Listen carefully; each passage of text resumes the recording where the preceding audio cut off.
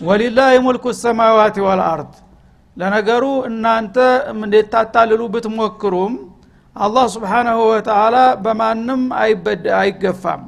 ለምን የሰማያትና የምድር ስልጣን የሱ ብቻ ነውና እንኳን በእናንተ በደካማዎቹ አቅምና ዕውቀት ይቅርና ሰማይ መሬት እንኳን ቢያምጽ በጌታ ላይ ምንም ሊያመጣ አይችልም ራሱ ይጠፋል እንጂ ማለቱ ነው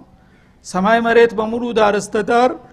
ሰባቱ ሰማያት ምድርም በውስጥና በዙሪያቸው ያሉ ፍጥረታትን በሙሉ የኔ ፍጥረታትና ግዛት ናቸው አታውቁም እንዴ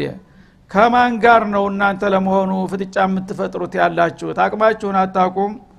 ዓለም በሙሉ እኮ ዳር እስተዳር ተላይ እስተታች የኔ ግዛት ነው ይላል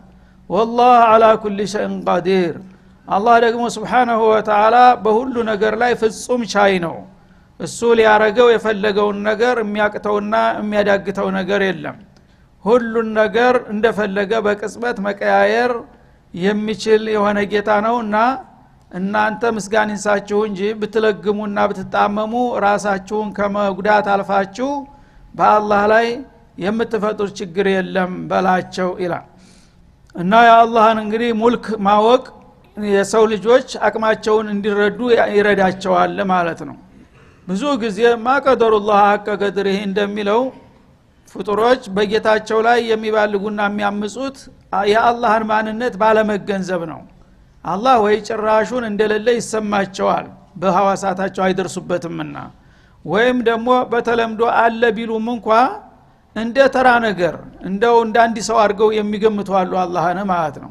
ስለዚህ አንድ ነገር ባጠፋ ያቀብኛል ይቀጣኛል የሚል ስጋት ልባቸው ውስጥ የለም መልካም በሰራ ደግሞ ይመነዳኛል የሚልም ፍላጎት እንትኑ የለም ስለዚህ ጌታን እንደ ተራ ነገር አድርገው ቁድራውን ዘንግተውና ረስተው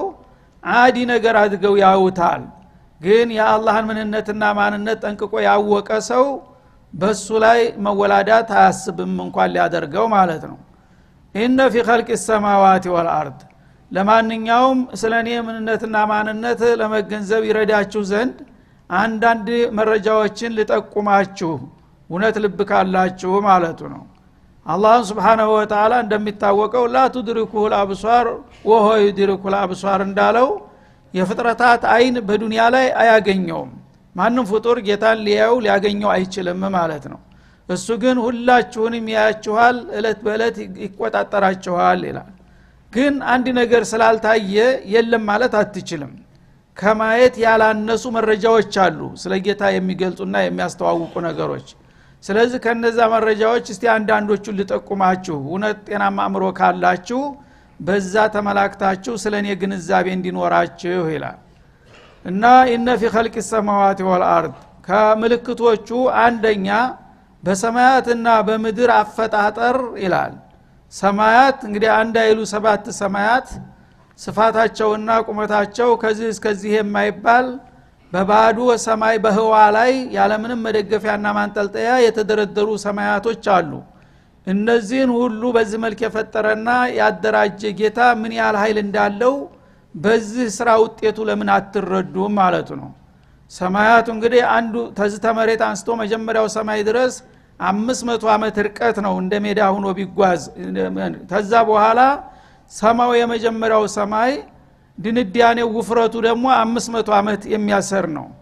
ያን አልፎ ደግሞ ሁለተኛው ሰማይ ድረስ ያለው ክፍተት በመሃል ያለው ህዋ ደግሞ እንደዛው 500 እያለ በሰባቱ ሰማያት መካከል የተለያየ ክፍተትና ርቀት ተደርጎ አንድ ማንጠልጣያና ድጋፍ ሳይኖር ይሄ ሁሉ ግዙፍ ዓለም በባዶ ህዋ ላይ መቆሙ ምን አይነት ባለቤትና ሰራተኛ ያለው መሆኑን አጉልቶ የሚያሳይ ነገር ነው ማለት ነው